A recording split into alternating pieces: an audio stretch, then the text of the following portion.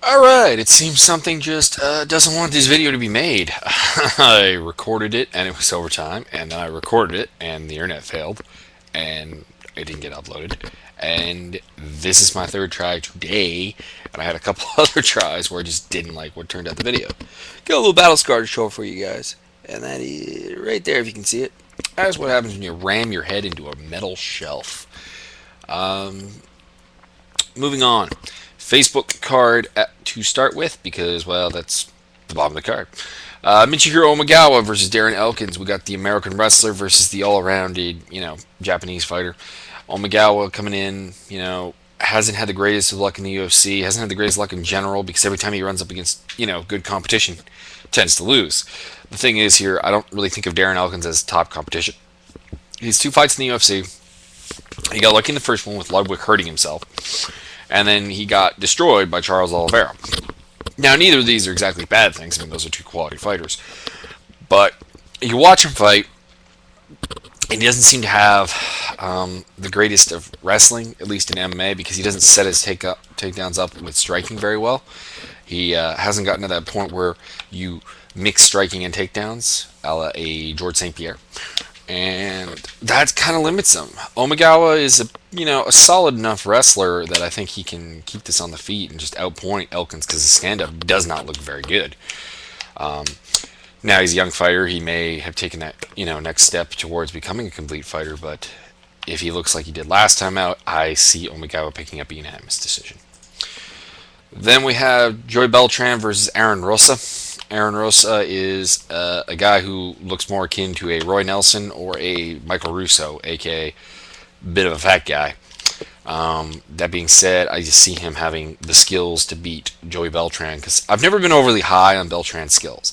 I'm very high on Beltran's toughness, Beltran's heart, Beltran's chin, but nothing he brings to the table do I think of as, wow, that guy's got great whatever outside of just durability. I see Rosa picking up the decision because of that, because the durability is so great on Beltran, but I think he's just outskilled in every area. Then we have Dustin Poirier versus Jason Young. Jason Young, very good stand-up fighter. Dustin Poirier is, however, I think the more well-rounded guy, the more full toolbox, so to speak. He has good wrestling, he has good ground game, and he has good stand-up. I'm hoping this is, more of a stand-up fight because I think that's going to be very exciting, and that's what the fans are going to want. Whereas I think on the ground, I'm not overly keen to see Jason Young on the ground. I just don't think he particularly has the skills, that part of his toolbox completed. I think that will end up there because I think I could see Young outstriking Poirier, but I think then Poirier will take it down and then either submit him or just round out a decision. I'm going to go with a second round submission. That's what I'm going to go with. Then we have Nick Ring versus James Head. Nick Ring, great prospect, but bad knees, bad back, and poor takedown defense. Got really, really lucky in the Ricky Fukuda fight. Got a complete gift decision. I see James Head being able to take him down. He's a pretty good wrestler. I don't see him finishing him because he's not really a finisher guy to start with, and I think on the ground, Ring is actually better. But if you get on top of him, you can just control him to a unanimous decision. Then we move on to Krzysztof Sosinski, Mike Masenzio. Taking Sosinski via a sub here because Masenzio doesn't have the greatest submission defense. He's coming in on very short notice. He tends to look terrible on short notice, both in the form of he leaves himself open to submissions and his cardio does not look good. And I see this, despite the fact that he's probably the better technical wrestler, he's smaller than Sosinski. I think Sosinski can bully him around, outstrike him, get him to the ground, and submit him probably in the second round. Then we have the Spike TV cards, Jesse Bongfeld versus Chris Weidman. Chris Weidman is a amazing, amazing prospect, amazing athlete. He's very well known for fighting Thai fights, for fighting wrestling, for doing Grappler's Quest, and so on. I took him. I did not pick for him in the Sakara fight because I thought, in MMA he's still too unproven when it comes to mixing everything up. He proved me very wrong by destroying Sakara. And Jesse Bongfeld is a step down the ladder, not a step up the ladder. Bongfeld might be better on the ground than Sakara, but he's smaller. I don't see him having the wrestling ability. He has nowhere near the stand-up of Sakara. I think Weidman will be able to outstrike him, will be able to take him down, be able to go not so much out-grapple him, but just grind on him on the ground and take a unanimous decision here as well. Then we have Sam Stout versus Eve Edwards. Eve Edwards is a guy who probably definitely has the more full toolbox, but I'm going to go against my usual trend of picking the well-rounded fighter to pick the guy who's really good at one thing, and that's the stand-up. Sam Stout is robotic. He seems to have no KO power, but God knows his stand-up works. He has good takedown defense. I think he can keep it on the feet and outpoint Edwards. I think this is going to look like a lot like Edwards versus Mark Hominick. Because if you remember that, Hominick's a much smaller guy than Sam Stout, fights weight class below, and probably could fight bantamweight if he really tried. They train together and everything. Hurt him with body shots, eventually subbed him on the ground. I think this will look similar. Eve Edwards, I think, is just kind of entering the end of his career phase, to be honest. He's been around for a really long time. I mean, he was the only guy, I think, in the UFC's lightweight division who was under contract back when Jens Pulver was champion. Let's put it that way. And I just don't see him being able to keep up with Sam Stout. That being said, since Sam Stout has no knockout power, I don't see him finishing him. So Sam Stout via unanimous decision. On to the main card, Donald Cerrone versus Wagner Roca. I think people are understating Wagner Roca's skills. He is a great BJJ guy. In the first round, I think this fight will be competitive. The problem with Roca is I don't think he has the cardio. He hasn't shown the cardio. He seems to gas out while striking. Cerrone, much better striker. I think he'll be able to, by the second round, he'll have completely gassed out Roca. He will have just dominate his wrestling due to the fact that he won't be able to take him down gassed. I don't even know if he can take him down regularly. So I'm taking Cerrone via second round TKO, but I think people are just perhaps understating the skills of Roca, even though I don't think he can win this fight. I think if he does, it'll have to be a very early submission. Then we have Mark Munoz versus Demian Maia. Here I'm going to go against the grain a little bit, though. I've heard people pick Maia. I'm picking Maia via second round tap out. And the thing I think people are really forgetting is that Maia is a better wrestler than people seem to be giving him credit for. Outside of Anderson Silva, and of course the really quick fight with Nate Marquardt, he has been able to take down anyone that he's wanted to take down. He is a pretty good wrestler. If you watch his not his ADCC, but his Mondials competition, there's a fight, and it was on YouTube. I don't know if it still is, but it's him and Gabriel Gonzaga, where he just effortlessly double legs Gabriel Gonzaga. And people are going to say, well, what's the deal with that? Gabriel Gonzaga's not a great wrestler. Gabriel Gonzaga's a heavyweight, though, 2 weight classes above Demian Maia. He outweighs him by, I'll throw out the number 40 pounds at least, and that's because I don't know what Maia cuts from. That's assuming like Maia cuts from like 200-ish, which I don't even know if he does because he doesn't seem that big. But I just see Maia being able to get this to the ground, either via the takedown or via the fact that he's willing to pull guard and drag you down to the ground with him. I don't see Munoz being able to handle him on the ground because Munoz has had problems with CB Dalloway on the ground, and that's really all there is to it. He has very heavy hands. Can he win this fight? He can knock him out. Mark Munoz can probably knock out anyone in the 185 division, but it's a puncher's chance. His stand-up is robotic. It's slow. It's getting better on the technical level, but it's still slow, still robotic. I just don't see it being that much of a threat to Maia. But I could be wrong. We'll see. But Maia, second round tap out.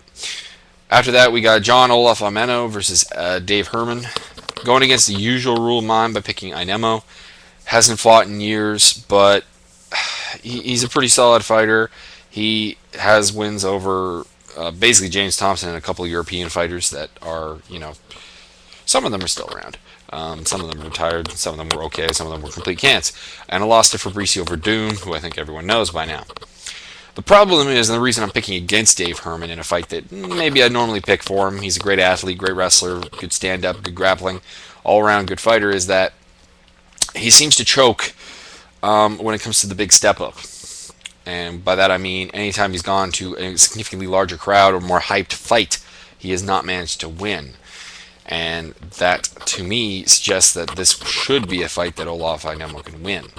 Anemo trains with Golden Glory, very long guy, so he should actually have pretty good stand-up by this point. And we know he has good grappling skills because the man beat Roger Gracie in ADCC. And we've seen in his MMA fights that, the Verdum fight was, pretty close. I mean, obviously a win for Verdum, but close enough that you were interested until the end of the fight. Unless you hate ground game. In that case, you were not interested in any of that. But still, taking Inemo's second round tap out. One thing about him though is I think he needs to put on either needs to put on some weight or cut down to 205 because he's kind of in that no man's zone of he's big enough to be a heavyweight. He's like 220s, 230s, but he's not that big if you know what I mean. And he's tall, so I don't know if he can cut to 205. So it might be better just put the weight on. But Golden Glory's been pretty good at that with Overeem. Just saying. Kenny Florian, Diego Nunez. Kenny Florian, it's going to largely depend on how well he made this cut. This is his first try at 145. That's a big deal, going down in weight. We've seen it with a number of fighters who have not done very well when they go down in weight classes. He's going to be the bigger man. I think he's going to be also better boxing. I think he's going to be a better wrestler, and I think he's going to be a better grappler than Diego Nunez, who is good at all of these things, but I think he's just overmatched. The key, though, is going to be the cardio, because I don't think he's overmatched to the point where Kenny can finish him. I mean, Kenny Florian might have that I finish fights thing going, but when you think about it, it's not a flashy kind of finishing, if you know what I mean. It's more of a grinding, elbows to cut you or get you to the ground and submit you. It's not the type of thing that he's going to go out there and go, bang, you're done. It's just not what he does. And so I think the cardio is going to be something that he has to have sorted out. That being said, he trains with a very good team, very good nutritionist by his team, very good conditioning team. So I see him being ready for this, and I see Kenny Florian taking a unanimous decision. I could see a submission or a TKO due to cut as well, but I'm going to play it a little bit safe and go with the DUD. Junior Dos Santos versus Shane Carwin. Sorry, I burped there. I have not been a big supporter of Junior Dos Santos, not because I don't believe he's a good fighter, not that I don't believe he's a top 10 fighter. I don't believe he's proved it, and I think there are holes in his game. Specifically, I continuously see holes in his stand-up defense. Yes, he punches hard. Yes, he's fast. Yes, he's a good technical boxer. But he doesn't defend well. Roy Nelson hit him easily. Miracle Crocop hit him. Gilbert Yvel, during the very brief stand-up there was before he floored him, hit him.